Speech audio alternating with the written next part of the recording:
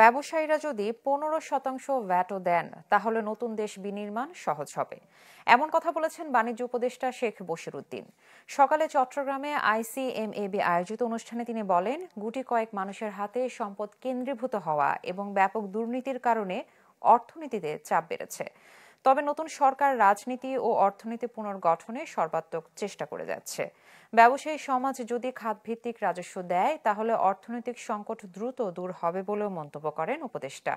বাণিজ্য সচিব সেলিম উদ্দিন, NBR এর চেয়ারম্যান আব্দুর রহমান খান, BSRM গ্রুপের চেয়ারম্যান আলী হোসেন আকবর আলী, ICMAB-র চেয়ারম্যান মাহতাবউদ্দিন আহমদ সহ ব্যবসায়ী ও বিশিষ্টজনেরা অনুষ্ঠানে বক্তব্য রাখেন।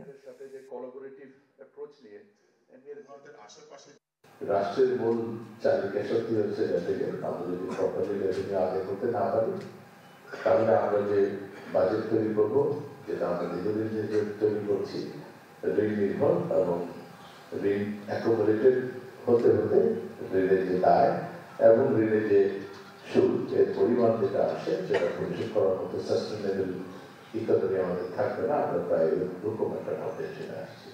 আমি মনে করি অন্তর্বর্তীকালীন সরকারকে এখন অনেকগুলো বিষয় মোকাবেলা করতে হচ্ছে।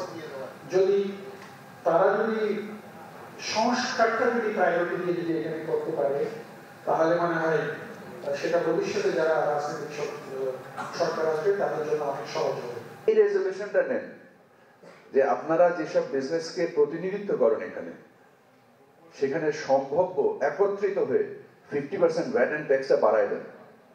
এই দেশটা ভালো হয়ে যাবে। আর এর মাধ্যমে এই 2000 শহীদের মর্যাদা আমরা স্থাপন করতে পারবো, আমরা পারবো। ঢালাইয়ের সেরা প্রিমিয়ার সিমেন্ট।